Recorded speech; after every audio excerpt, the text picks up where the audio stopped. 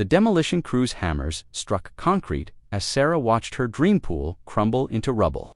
Behind her fence, she could hear her neighbor's shrill voice growing louder with each swing. "You can't just destroy community property," Karen shrieked, her phone already dialing. But what Karen didn't know was that Sarah had been planning this moment for 3 years. Ever since she discovered the shocking truth buried in her property deed. Now, as police sirens wailed in the distance, Sarah smiled grimly. Karen was about to learn that some battles aren't won by calling the cops. They're won by knowing exactly who owns what. The first sledgehammer blow echoed through the crisp morning air like a gunshot. Sarah Martinez stood on her back deck, coffee mug trembling, slightly in her hands, watching the demolition crew systematically destroy what had once been her pride and joy. The kidney-shaped pool that had dominated her backyard for the past 8 years was finally meeting its end. "Are you absolutely sure about this, Mrs. Martinez?" called out Jake, the crew foreman, pausing mid-swing. Sweat beaded on his weathered forehead despite the cool October temperature. "This is a beautiful pool. Seems like a shame to tear it down." Sarah's grip tightened on her mug. I'm sure the truth was, she wasn't sure about anything anymore. Not since the divorce papers were finalized. Not since David had taken half of everything she'd worked for. Not since she'd discovered the real reason he'd insisted on installing the pool in the first place. But the pool had to go. It was the only way she could afford to keep the house. Another thunderous crack split the air as Jake's sledgehammer connected with the pool's concrete edge. Chunks of debris scattered across the lawn, and Sarah felt a perverse satisfaction watching each piece fall. "What in the hell do you think you're doing?" The voice cut through the morning like a buzzsaw. Sarah didn't need to turn around to know who it was. Karen Hutchinson, from next door, had arrived right on schedule. "Morning, Karen," Sarah called without turning, taking a deliberate sip of her coffee. "Don't you morning Karen me?" The voice was closer now, accompanied by the sharp staccato of high heels on concrete. "You can't just destroy that pool. It's been there for years." Sarah finally turned to face her neighbor. Karen stood at the property line, her perfectly coiffed blonde hair catching the morning sun, her face flushed with indignation. She wore a lavender tracksuit that probably cost more than Sarah's monthly grocery budget, and her manicured nails were already wrapped around her phone. "It's my pool, Karen, on my property. That pool has been part of this neighborhood's character for nearly a decade." Karen's voice pitched higher. "My property value depends on the aesthetic appeal of this entire block." Jake and his crew had stopped working, their tools hanging idle as they watched the unfolding drama. Sarah noticed one of the younger workers, pulling out his phone to record. Great, just what she needed to become a viral video. "Karen, I really don't have time for this today." Sarah set down her coffee mug and walked toward the fence that separated their properties. "I have contractors. To supervise this is vandalism." Karen stepped closer to the fence, her voice rising to a shriek. "You're vandalizing the neighborhood. I should call the police. Go ahead." Sarah's voice remained steady, though her heart was racing. "Call them." Karen's eyes narrowed. "Don't think I won't. I'm counting on it." The comment seemed to catch Karen off guard. She blinked, momentarily speechless, before her face darkened with renewed fury. "You know what? Fine. We'll see what Officer Bradley has to say about your little demolition project." Sarah almost smiled. Officer Bradley. Of course, Karen would be on a first-name basis with the local patrol officer. The woman probably had the non-emergency number programmed into her speed dial. "Jake," Sarah called to the foreman, "keep working. We've got a schedule to keep." "Yes, ma'am." Jake hefted his sledgehammer. Again, though he cast a nervous glance toward Karen, the demolition resumed with renewed intensity. Each blow sent shockwaves through the ground, and Sarah could feel the vibrations in her chest. It was oddly therapeutic, watching the pool that had caused her so much heartache finally being destroyed. "This is Officer Bradley," Karen spoke, loudly into her phone, clearly intending for Sarah to hear every word. "I need to report a property destruction incident at 1247 Maple Street. Yes, that's right. My neighbor is tearing down a pool that's been part of our neighborhood for years." "What do you mean it's her property? She's destroying community value." Sarah couldn't help but grin. Karen was really digging herself into a hole now. "Sarah?" Karen hung up and marched back to the fence. "The police are on their way." "Better." Hope you have all your permits in order. I do, and your HOA approval. Sarah's grin widened. Don't need it. What do you mean you don't need it? Every major modification to property in this neighborhood requires HOA approval. I should know him, the vice president. I'm aware of your position, Karen. Sarah pulled a manila folder from the small table beside her deck chair. But HOA approval isn't required for this particular situation. Karen's face went pale. What situation? The situation where I'm removing structures from my property that were built illegally. The words hung in the air like a bomb waiting to detonate. Karen's mouth opened and closed several times before any sound emerged. That's impossible. David had all the proper permits when he built that pool. David had permits to build a pool on his property, Sarah said carefully. Unfortunately, he built it on mine. That's ridiculous. The pool is right there in your backyard. 40% of the pool is in my backyard, Sarah corrected, pulling a surveyor's map from her folder. The other 60% is on the vacant lot next door, the lot that David secretly purchased 3 years ago and never told me about. The lot that now belongs to me as part of our divorce settlement. Karen's face cycled through several shades of red before settling on an alarming purple. You're lying. The county records don't lie, Karen. Neither do property surveys. Sarah held up the official document. Would you like to see the deed transfer? I don't care what your papers say. That pool has been there for years. You can't just. I can, and I am. Sarah folded the papers and slipped them back into the folder. The pool was built without proper permits on land that David didn't technically own at the time. It's been an illegal structure for 8 years. The sound of sirens grew louder, and Sarah could see the police cruiser turning onto their street. Karen's face lit up with vindicated triumph. Now you'll see, Officer Bradley will put a stop to this nonsense. Sarah watched the police car pull into her driveway, noting how Karen immediately began primping her hair. The woman actually thought she was going to win this confrontation. Officer Bradley emerged from the cruiser, a tall, lean man in his 40s with graying temples and tired eyes. Sarah had seen him around the neighborhood before, usually responding to Karen's various complaints about noise violations, infractions, and suspicious activities that typically turned out to be nothing more than neighbors living their lives. Mrs. Hutchinson, he nodded to Karen before turning to Sarah. Mrs. Martinez, I understand there's a dispute about some construction work. Demolition work, Karen corrected sharply. She's destroying a pool that's been part of this neighborhood for years without proper authorization. Officer Bradley glanced at the ongoing demolition, then back at Sarah. Ma'am, do you have the proper permits for this work? Sarah handed him the folder. Everything you need is right there, officer. Demolition permits, survey records, and property deeds showing that the structure being removed was built illegally on land that I now own. Bradley opened the folder and began scanning the documents. His eyebrows rose slightly as he read. Karen, Sarah said quietly, you might want to step back from the fence now. I'm not going anywhere. This is a public street, and I have every right to, actually, ma'am, Officer Bradley interrupted, looking up from the papers. You're going to want to hear this. Karen's confidence flickered for the first time. Hear what? Bradley cleared his throat. According to these documents, Mrs. Martinez owns both properties, her original lot and the vacant lot next door.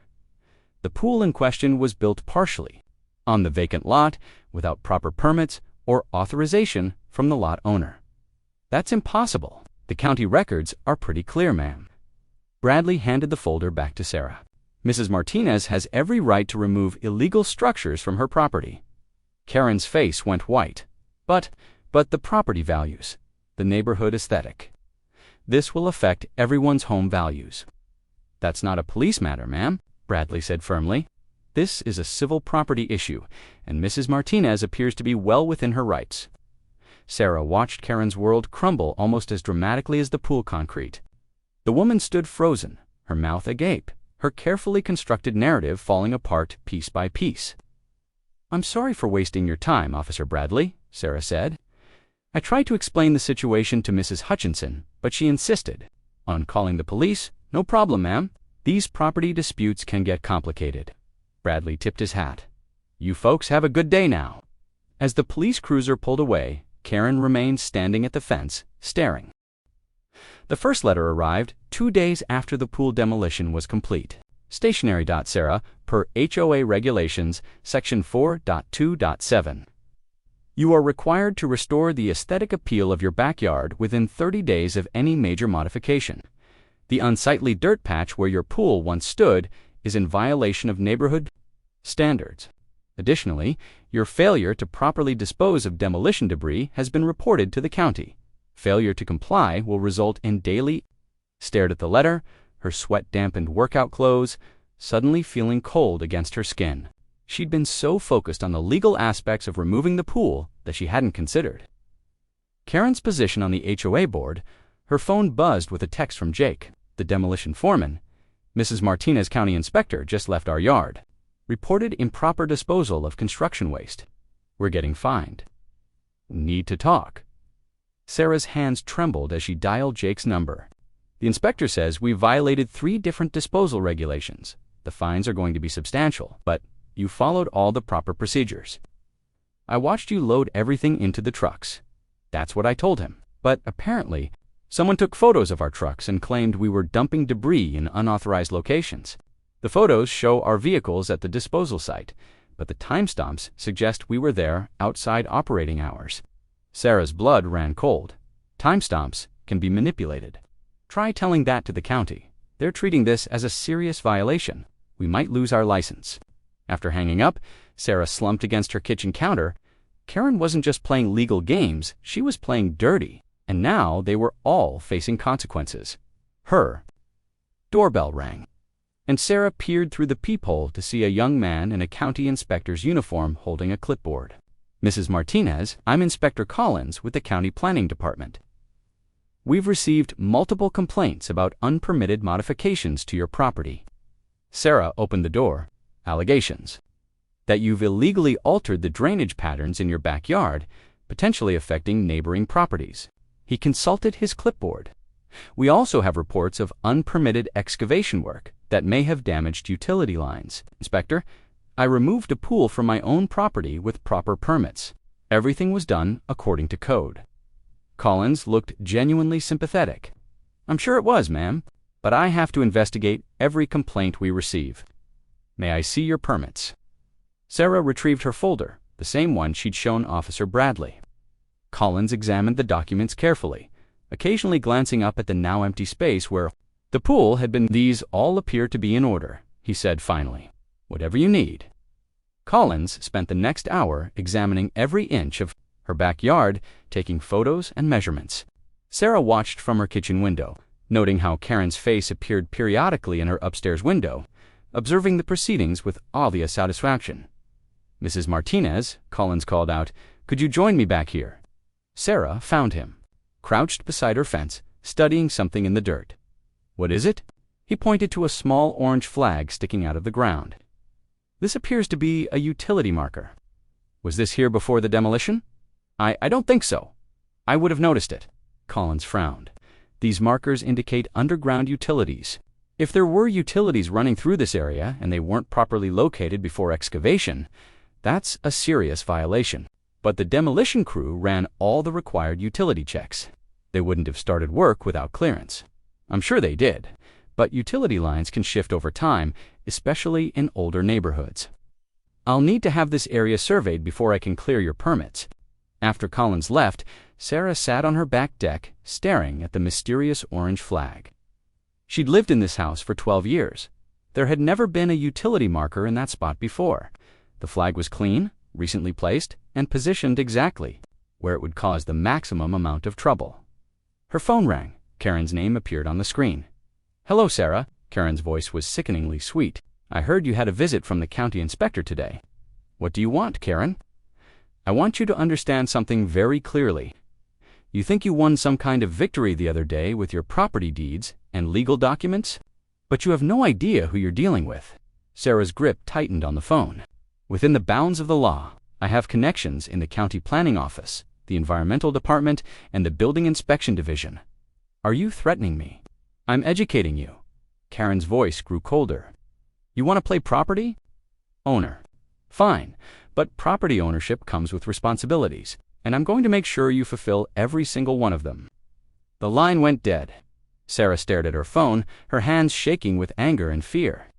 Karen wasn't just petty, she was systematic, organized, and she had the resources to make Sarah's life a living hell. Over the next week, the harassment escalated. Sarah received citations for excessive noise after using her lawnmower on a Saturday morning. A building inspector arrived to investigate reports of unpermitted structural modifications to her deck modifications that didn't exist.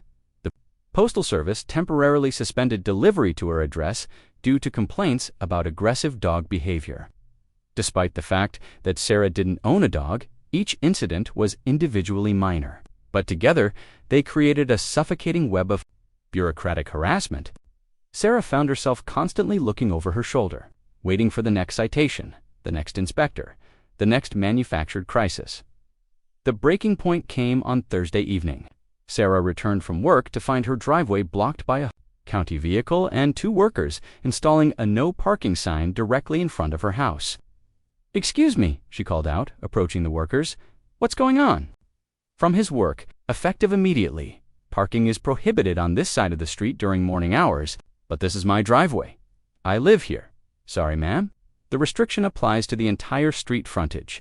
You'll need to use the public lot 3 blocks over." Sarah stared at the sign in disbelief.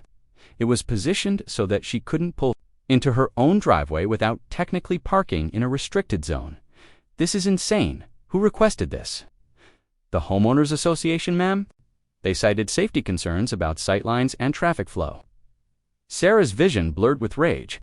Karen had found a way to make it illegal for her to park at her own house. It was diabolical in its creativity and devastating in its impact. Night Sarah sat in her living room researching property law and HOA regulations, trying to find some way to fight back. But Karen had been careful. Every move was technically legal. Every complaint was properly filed. Every citation was issued through official channels. At 2 a.m., her research was interrupted by the sound of her security system activating. The motion sensors had detected movement in her backyard. Sarah grabbed her phone and pulled up the security camera app, expecting to see a raccoon or stray cat. Instead, she saw a figure in dark clothing moving purposefully through her yard, heading toward the area where the pool had been.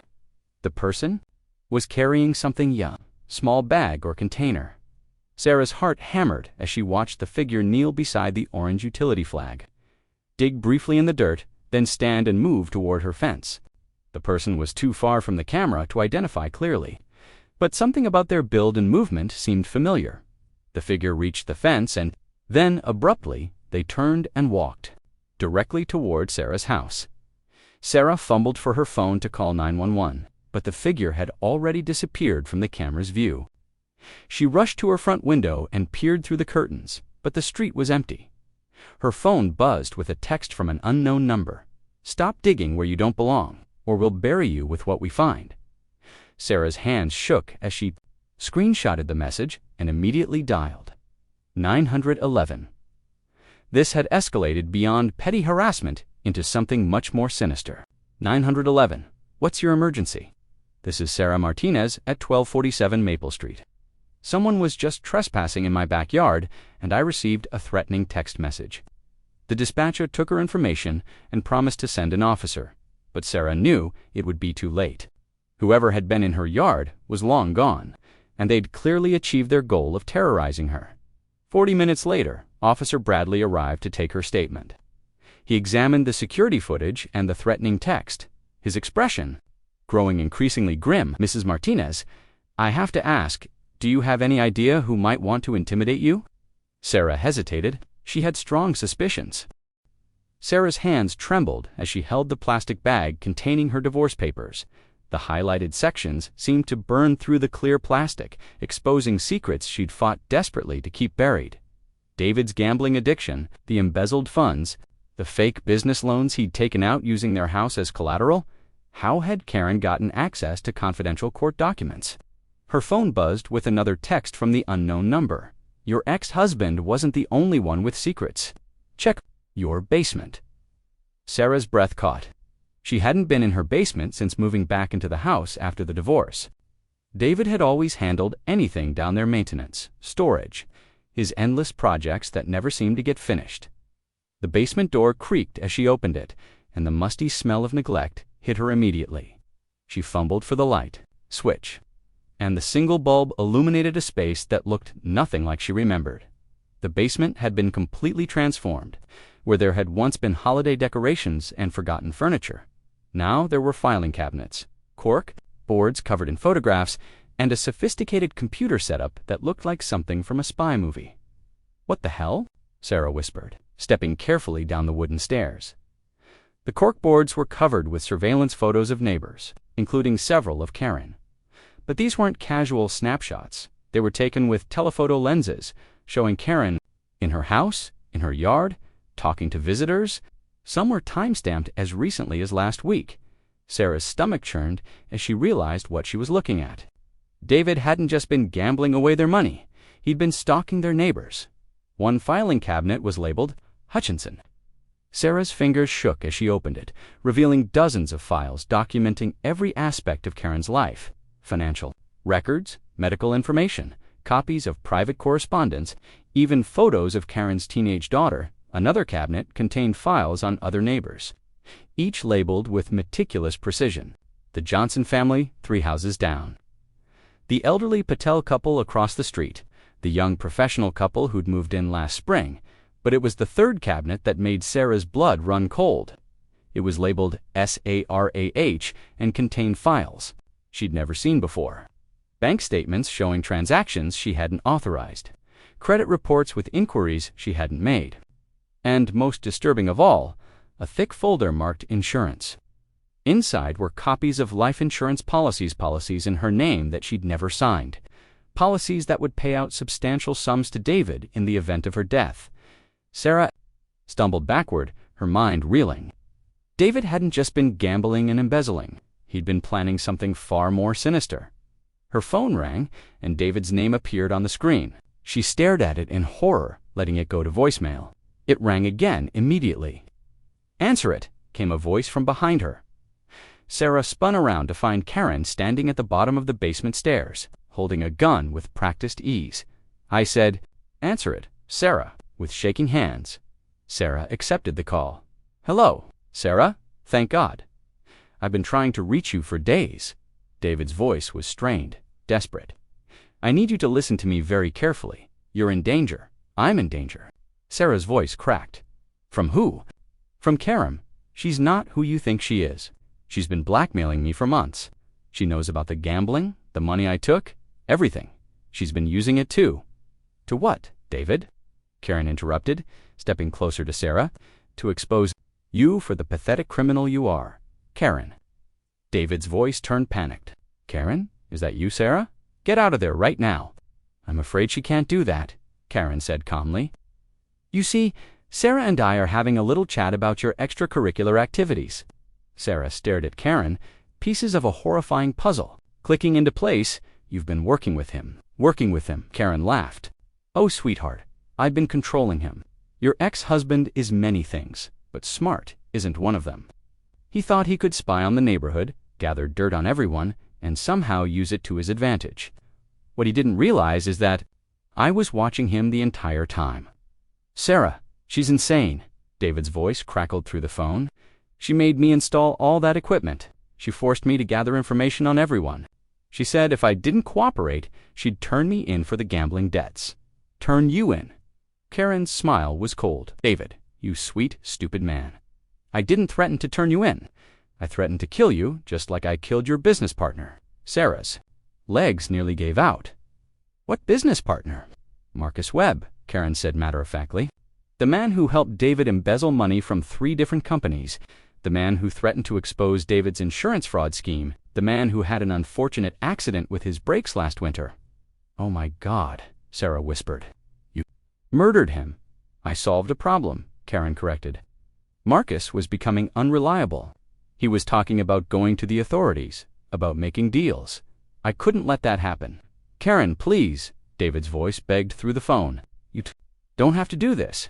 I've done everything you asked. I gathered all the information.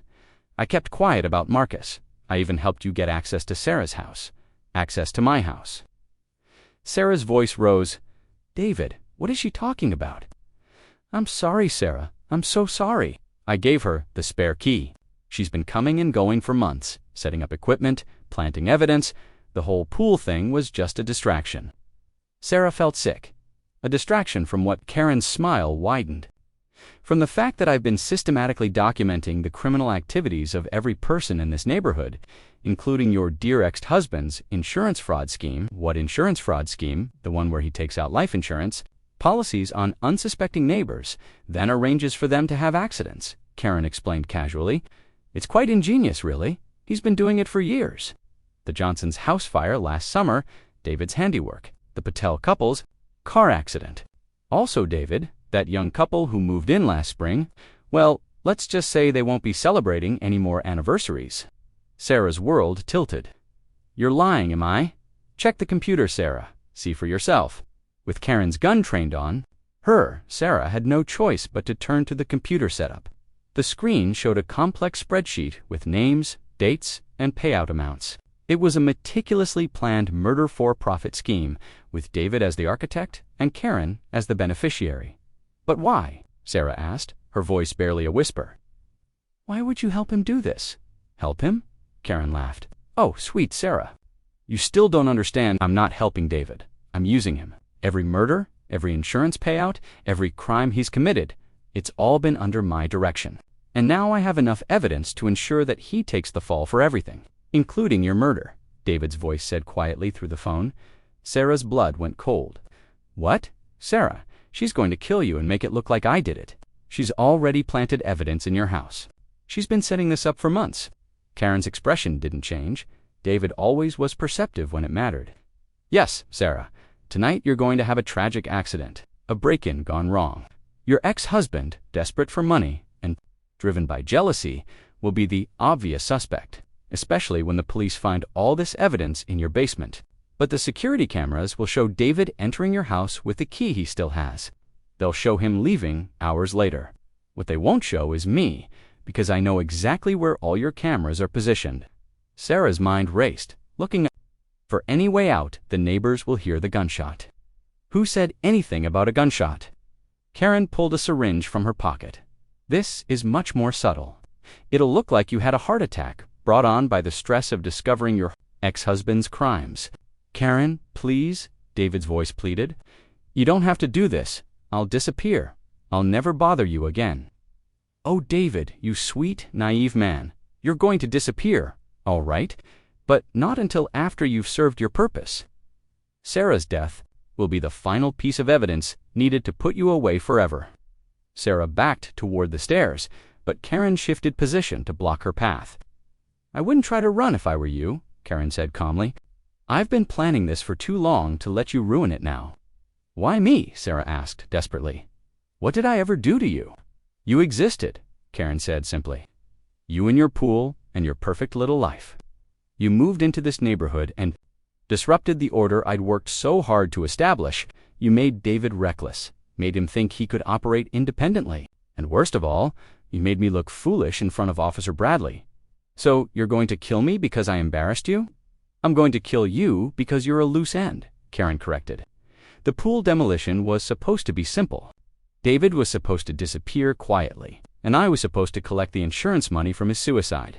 But you had to go and make it complicated with your property deeds and your legal rights. Sarah's phone was still connected to David, and she could hear him breathing heavily. David, she said quietly, if you're listening, you need to call the police right now. The police won't help you, Karen said. By the time they get here, you'll be dead, and David will be the obvious suspect. I've been setting this up for months, Sarah. Every complaint I filed, every citation I arranged, every piece of harassment hit was all to establish a pat. What do you know about my daughter? Karen's voice cracked for the first time, the syringe trembling in her hand. I know she didn't die in a car accident like you. Told everyone, shut up. You don't know anything. I know her name was Emily. I know she was 16 when she disappeared, and I know you've been hunting for the man who killed her ever since. The sirens were on their street now, and Sarah could see red and blue lights flashing through the basement windows. But Karen seemed oblivious to everything except Sarah's words. How? Karen whispered. How could you possibly know that? Because one of your victims survived. Karen. Marcus Webb didn't die in that car accident. He's been in a coma for 8 months, but he woke up last week, and he told the police everything. It was a lie, but Sarah delivered it with desperate conviction. She'd seen the name Marcus Webb in David's files and gambled that Karen's reaction would give her the opening she needed. Karen's face went white. That's impossible. I checked his pulse myself. He was dead, apparently not dead enough. Sarah took a small step toward the stairs. He told them about the insurance scam, about David, about you. He told them you were looking for someone who hurt your daughter. Stop talking. Karen raised the syringe again, but her hand was shaking violently now. The man you're really after, he's not in this neighborhood, is he? You've been killing innocent people because you couldn't find the one person you actually want dead. Shut up, Karen screamed, lunging forward with the syringe. Karen spun toward the sound, and Sarah dove for the computer setup. Her fingers found the keyboard. And she quickly pulled up the files she'd seen earlier, the insurance records, the victim lists, everything that would prove Karen's guilt. Drop the weapon now, Officer Bradley's voice boomed through the basement as tactical lights flooded the space. Karen stood frozen between Sarah and the advancing officers, the syringe still clutched in her hand. Her perfectly composed mask had completely shattered, revealing something raw and desperate underneath. You don't understand, Karen said to the officers, her voice breaking. She knows about Emily. She knows what they did to my little girl. Ma'am, I need you to put down the syringe and step away from Mrs. Martinez, Bradley commanded, his weapon drawn. They took her from me, Karen continued, seemingly oblivious to the guns pointed at her. They took my beautiful daughter, and they... Her voice dissolved into sobs. Sarah remained crouched by the computer, her hand still on the keyboard. Karen, tell them about the others. Tell them about the Johnsons, the Patels, all the innocent people you killed. They weren't innocent, Karen shrieked. None of them were innocent. They all knew something. They all saw something. They all could have helped find him, but they chose to stay silent. Find who? Bradley asked, his tone gentler now, but his weapon still trained on Karen. The man who killed Emily. Karen's voice became small, childlike. He lived in this neighborhood 3 years ago, but by the time I tracked him here, he was already gone. Everyone said they didn't know anything, didn't see anything, but they were lying. They were all lying. Sarah felt a chill run through her. So you decided to punish them. I decided to make them tell the truth, Karen corrected. I thought if I applied enough pressure, if I made their lives difficult enough, someone would finally admit what they knew, but they just kept lying. So you started killing them, Bradley said. I started investigating them. David was perfect desperate, greedy, already crossing legal lines. All I had to do was push him a little further, give him the tools and the targets. He thought it was his idea, but I was controlling everything. More officers had entered the basement now, surrounding Karen from multiple angles. She seemed to shrink under their tactical lights, the powerful predator of moments before now, looking like a broken woman clinging to a fantasy of justice. Karen, Sarah said quietly, your daughter's killer was his name Thomas Mitchell. The syringe fell from Karen's hand and shattered on the concrete floor. How do you know that name? Because I know where he is. The basement fell silent, except for the sound of Karen's ragged breathing. Even the officers seemed to hold their breath, waiting for Sarah's next words. He's been in federal prison for the last 2 years, Sarah continued, convicted of killing 3 other girls in different states. He was arrested in Nevada 6 months after he left this neighborhood. Karen staggered backward, her legs hitting a filing cabinet. That's not possible, I would have known. I would have found him. You were so focused on this neighborhood, on punishing people you thought were hiding information, that you never looked beyond it. Thomas Mitchell was caught, tried, and convicted. He's serving 3 consecutive life sentences. No? Karen's voice was barely a whisper. No, that can't be right. I've been watching. I've been planning. That all these people died for nothing. Karen slumped against the filing cabinet, her body shaking with silent sobs. The fight had gone out of her completely, replaced by the crushing weight of what she'd done.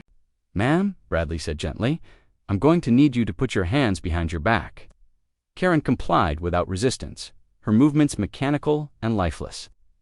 As the officers cuffed her, she looked directly at Sarah with eyes that seemed to have aged decades in the past few minutes. "How long have you known?" she asked. "I just saw Emily's name in one of David's files and made an educated guess.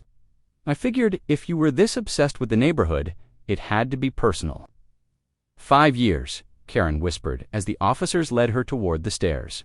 "I've been planning this for 5 years, and he was already in prison." "Sarah? Sarah? Are you okay? What's happening?" She picked up the phone with shaking hands. "I'm alive, David. Karen's been arrested. Thank God. Sarah, I'm so sorry. I never meant for any of this to happen. She made me believe that if I didn't, she'd frame me for Marcus's death. I'm already driving back. I'll turn myself in to the police. Tell them everything I know about Karen's operation. Maybe it'll help the families of the people she killed." After hanging up, Sarah sat alone in the basement, surrounded by the evidence of Karen's madness, the corkboards full of surveillance photos, the files documenting innocent neighbors' private lives, the computer containing records of murders disguised as accidents. Officer Bradley returned, his weapon holstered but his expression grim. "Mrs. Martinez, we're going to need you to give a complete statement. This appears to be much bigger than a simple neighborhood dispute." "It was never about the pool, was it?" Sarah asked. "Based on what we heard down here, I'd say the pool was just the catalyst. Mrs. Hutchinson had been planning something like this for months. The demolition gave her the excuse she needed to escalate the conflict and frame your ex-husband." Sarah looked around the basement one more time, trying to process the scope of what Karen had built. How many people did she kill? "We won't know for sure until we analyze all this evidence. But based on the insurance records you pulled up, we're looking at least 7 victims over the past 2 years. Maybe more. 7 families destroyed, 7 lives ended. All because Karen couldn't accept that her daughter's killer was already behind bars." "Officer Bradley," Sarah said, "there's something else you should know. Karen mentioned that she's been coming and going from my house for months. She might have planted evidence elsewhere. We'll do a complete sweep. What you did tonight, figuring out about her daughter, keeping her talking until we arrived, that probably saved your life." As the police began processing the crime scene, Sarah climbed the stairs back to her kitchen. Through her window, she could see neighbors gathering on the street, drawn by the police cars and ambulance. Their faces showed a mixture of curiosity and concern, completely unaware that they'd been living next door to a serial killer. Her phone buzzed with a text from Jake, the demolition foreman. "Are you okay? The police want to talk to our crew about the utility markers and debris complaints." Sarah typed back, "I'm fine. Tell them everything. The complaints were all fabricated." Another text arrived, this one from her sister in California. "Saw something on the news about your neighborhood. Please call me." Sarah realized that this story was going to be much bigger than a local crime. Karen hadn't just terrorized one neighborhood, she'd created a systematic murder operation that had gone undetected for years. The media would be all over it. She walked to her front window and looked across the street at Karen's house.